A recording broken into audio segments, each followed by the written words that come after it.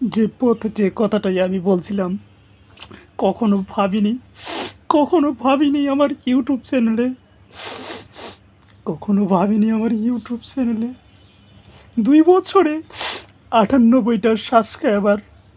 কখনো ভাবিনি যে আমি সেলিব্রিটি হয়ে যাব। সেলিব্রিটি হওয়ার আমার কখনো স্বপ্নও ছিল না। আমি চেয়েছিলাম অন্য কিছু করতে, কিন্তু তোমার ভালোবাসার মগ্ন হয়ে আমি একটি ইউটিউব চ্যানেল খুলি। কিন্তু প্রথম দিকে আমার ইউটিউব চ্যানেলে ভিডিও ভাইরাল হয় না। আমি অনেক দুঃখে কষ্টে ভিডিও বানাই, কিন্তু আমার ভিডিও কেউ দেখে না।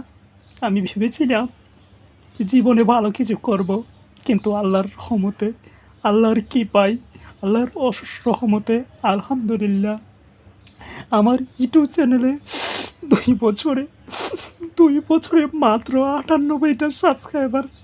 কখনো আমি ভেবে পাইনি যে আমি এত তাড়াতাড়ি সফলতা পাবো।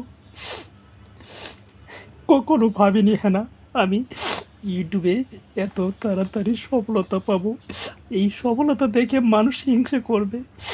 কখনো ভাবিনি। ভালো থেকো পারে, ভালো থেকো। আজ থেকে আর আমি ভিডিওই বানাবো না।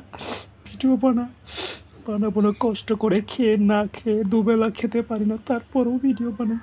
কিন্তু ভিডিওতে লাইক নেই, কমেন্ট নেই, শেয়ার নেই।